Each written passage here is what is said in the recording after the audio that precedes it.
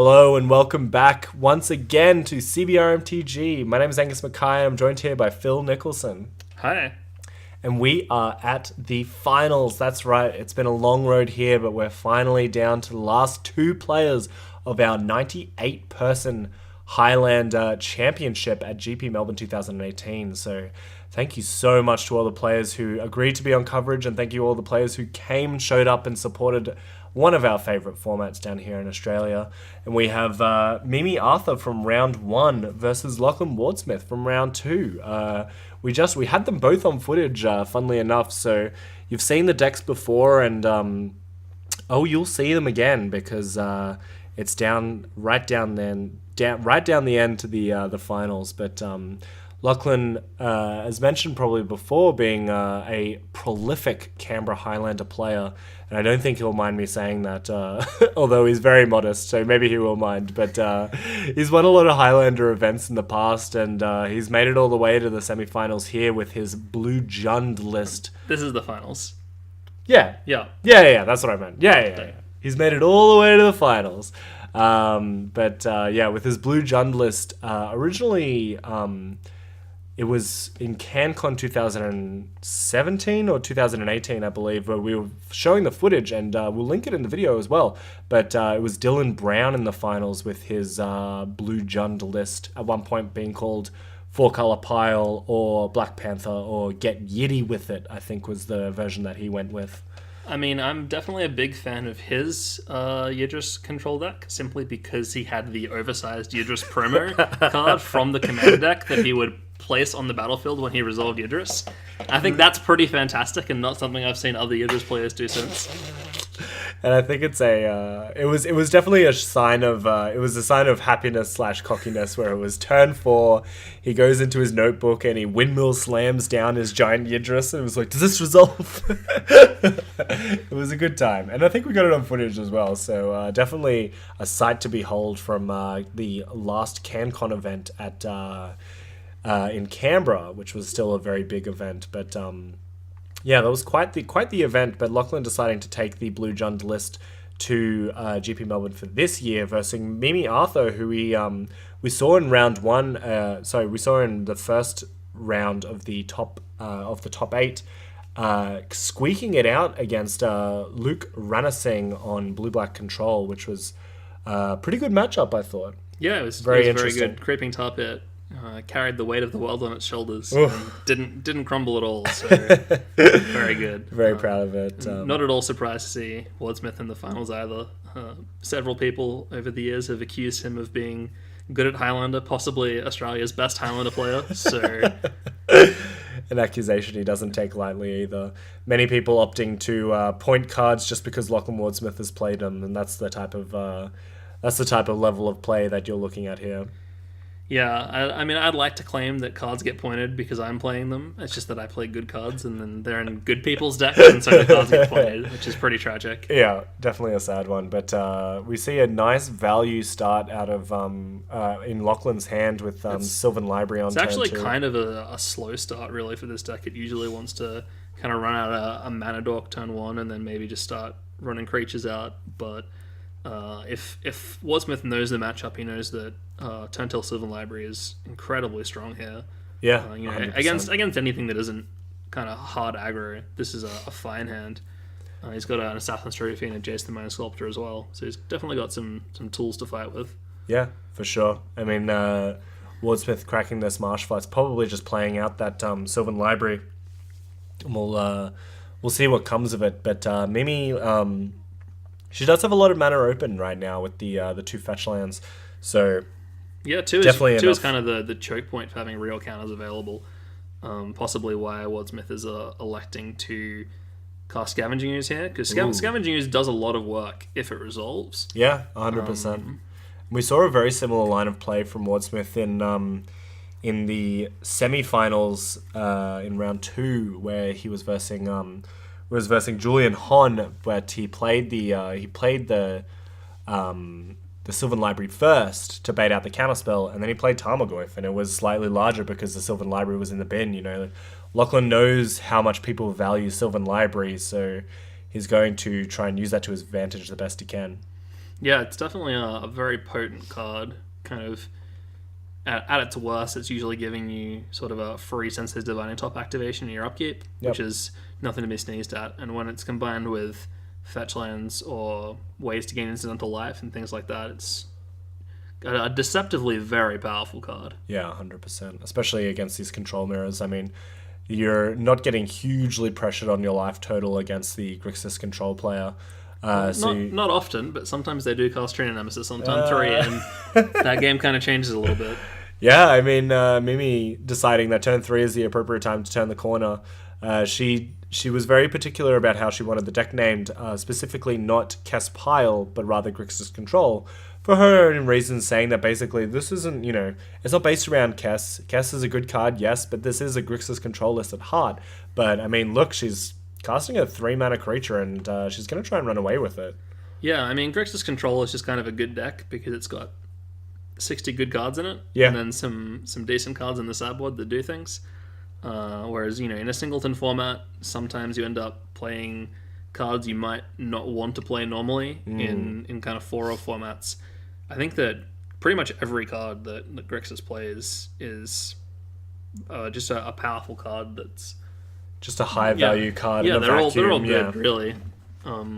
Not a good weekend for people trying to play several bad cards that, when linked together, equals one good combo. Or no, lots of little cards. It's about these high value cards that are saying. I believe there were no combo decks in the top 8, which is a pretty stark contrast actually to the big event we had a couple of months ago at the Nationals, where we had like 4 or 5 combo decks in the top 8. It was almost all with even one taking out the out the win, if I'm not mistaken. Yep.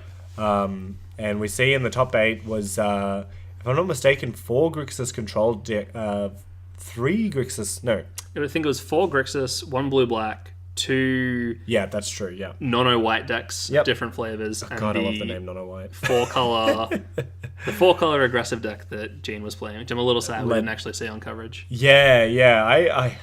I didn't even get to see it at all. It was so sad. The storyline, I think it's storyline Bant or Saskia Bant, I think he went with as his final name. No, he's not playing blue. He's not playing blue? He called it We Can Be Heroes, I believe. My apologies. A much better name to give it. But I believe there was an old Australian TV show called that, which I believe is the naming convention some people have decided they'd like to go with, is name things after Australian TV. Yeah, 100%. I mean, we've seen that with Gardening Australia and Backyard Blitz, which is the Abzan version, the creatured version that one of our locals plays is called a Backyard Blitz. But there's definitely a lot of silly names in Australian Highlander Magic, but not in this top 2. Not in this top 2. No, these two players have kind of come to get things done. So it's business time here in the finals. There's no room for silliness. No room for nonsense. All serious. When you spend half the time allotted to think of a cool card, think of a cool deck name, you can't spend that other time practicing the deck, so... Well, I mean, it depends when you spend that brain power thinking of your deck name. I usually do it when I'm at work and should be working, so can't really get the reps in then. But either at work or, 5 minutes when you're writing up your deck list and it's missing a deck name. Oh, that's a good one.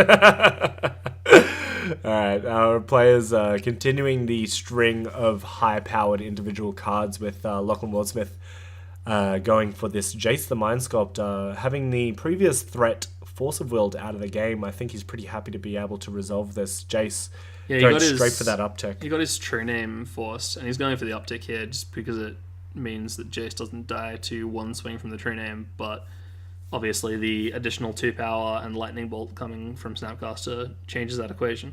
Yeah, it also means that Snapcaster can take down Jace if she so chooses to go that way, but it also means that there's going to be some coming at the face as well, and I think that's what we're seeing here with True Name going at face and Snapcaster Mage taking down the Jace, which is pretty fantastic for Mimi. I mean, she hasn't changed the clock, Yeah. She's continued being aggressive, going for those slight tempo plays. I mean, it also means that Jace, the Mind Sculptor, didn't actually generate any card advantage. Kind of just had that one scry, and then is off the table without ever brainstorming, which is a pretty big deal. Yeah, I mean, 4-mana Scry 1, not the best that you can have. Well, Scry 1, exile a card from your opponent's graveyard. Yeah, It sure. did do that as well. So. That's true. But yes, the Tarmogoyf, I'm not 100% sure. I mean, Tarmogoyf's pretty good for the most part.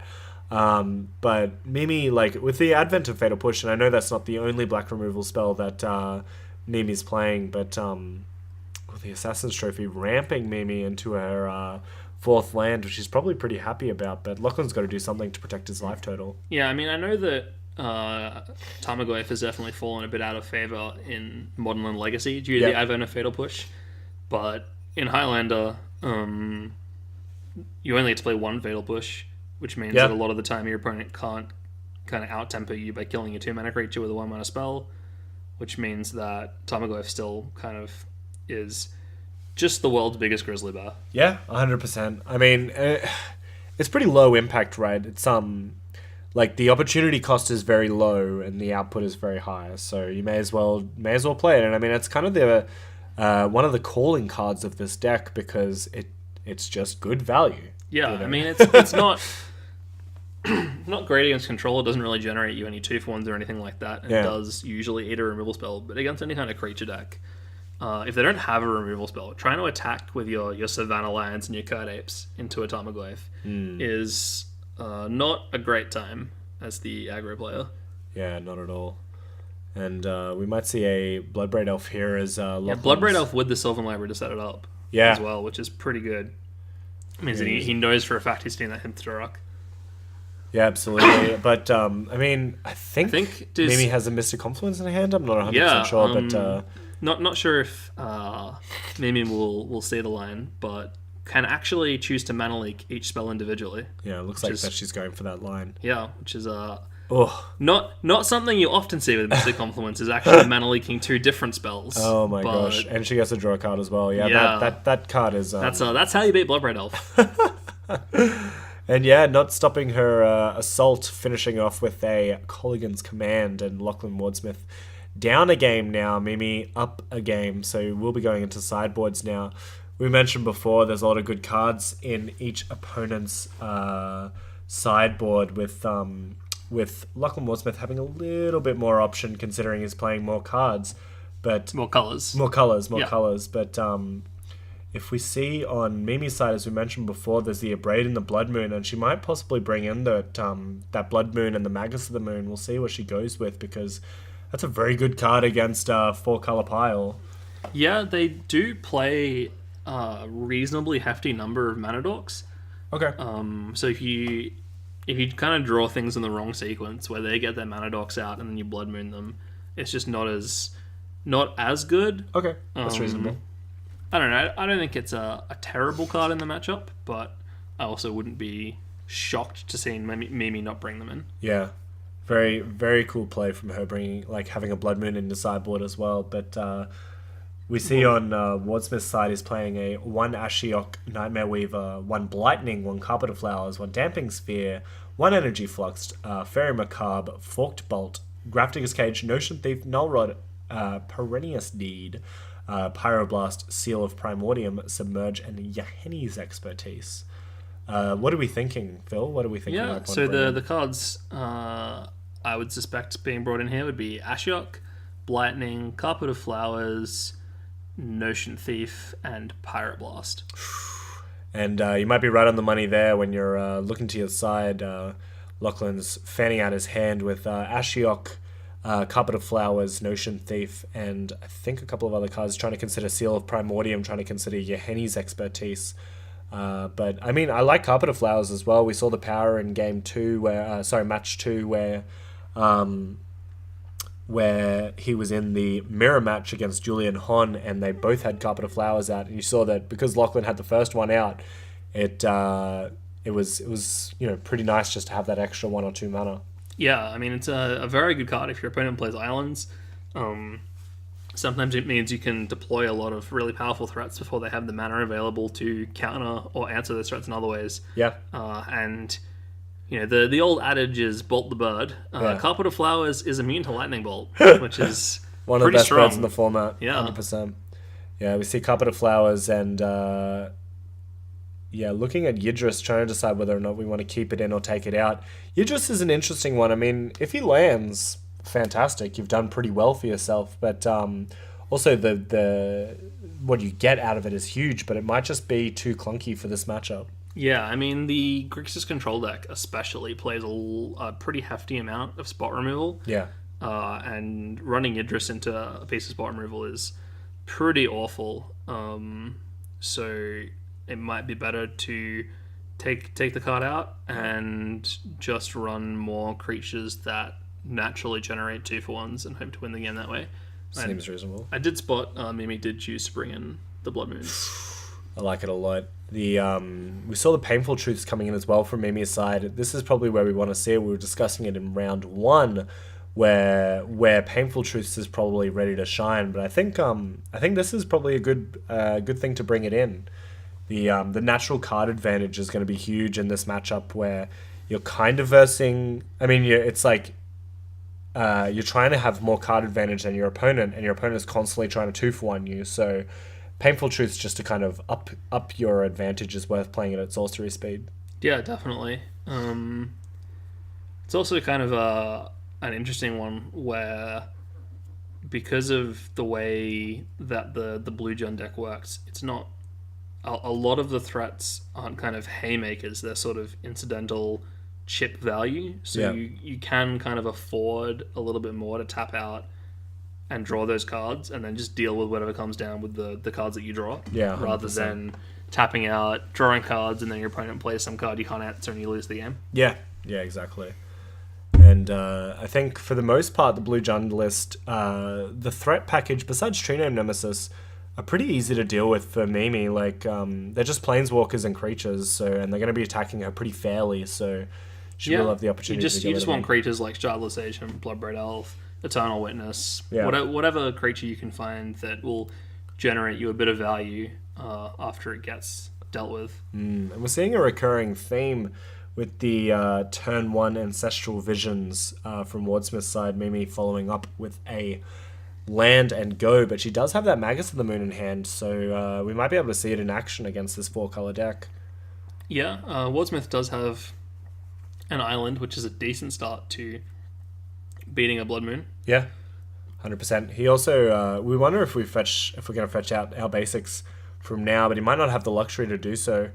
He does have a Birds of Paradise in hand. Whether or not that's going to be good enough will be left to the stars, I think. But yeah, I'm kind of surprised he finds the tropical island here, because he's already got the basic island, so doesn't really need to make double blue most of the time. Perhaps he just doesn't have the green basic, and then just went for the first green duel he saw. I'm almost 100% certain that he is playing a basic forest somewhere. Okay, that's reasonable, especially with Assassin's Trophy as one of your best removal spells.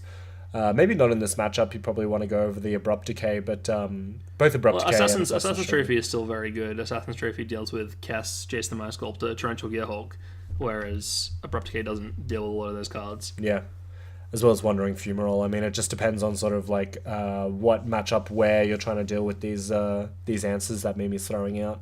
Yeah, and against a control deck, a lot of the time, you're going to end up in a sort of a late game situation where you don't want to give them a basic land, but it's not really the end of the world. It's not like they're usually not that constrained on mana kind of late game anyway. You want to be playing it when Abrupt Decay would not get you any more value. Yeah. So like 4 mana plays, 5 mana plays, when the difference between 2 and 3 mana is pretty huge, you know.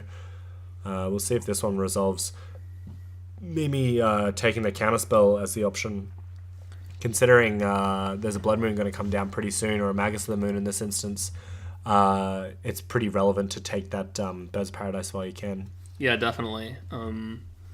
Means that Wordsmith now only has access to blue and red mana, which I believe casts no cards in his hand. Yeah, he's got a Jace and a Dreadbore and an Assassin's Trophy, so we're seeing sort of the downside of playing all these high value things, that they're pretty mana intensive. You know, he could easily handle this Magus of the Moon, except for the fact that, you know, he needs one black, or, you know, he needs a green and a black with his Assassin's Trophy. Like, his threat density and answers are, they're very, very high quality and high value, but they're just pretty expensive, Yeah, I mean, when you're playing 4 colors with so many cards costing, every single part of your mana cost is colored mana. There's no generic mana to be seen in a lot of these cards.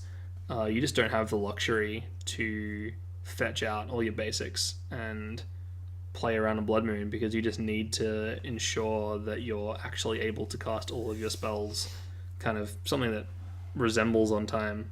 Yeah. Whereas trying to cast, a Visions into a Dreadbore, into an Assassin's Trophy, into a Gist with only basics is much not harder. a great time. Yeah, we see possibly just going for this Time Walk as a a nice Explore. Well, you do get another Sylvan Library trigger, so I guess it's a little better than Explore, but not good cards that he's seeing now with the I think it's is that Yidris that he's looking at, perhaps?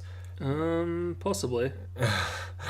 Poor Wordsmith. He's decided to scoop it up. He's looked at his hand. He's looked at the next. He's kind of looking at the next 3 draws. He can float 2 cards essentially forever with Sylvan Library if he doesn't want to see them. But then he's definitely locked into 1 card. Yeah, I mean, he also has the option to pay life to dig deeper, but that doesn't actually help because it's 4 for a card, whereas taking a hit from true name is only 3 for a card. Yeah, exactly. Decides he's had enough. Yeah, he's decided he's had enough and he's packed it up.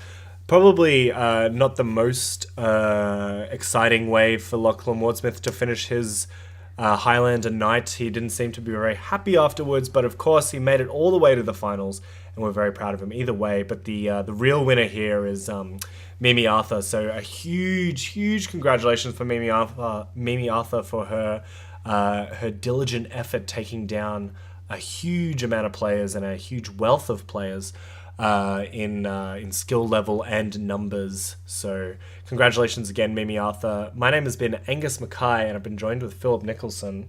I'm Philip Nicholson. And thank you so much for joining us once again on our run through the GP Melbourne Highlander side event. We will see you next time.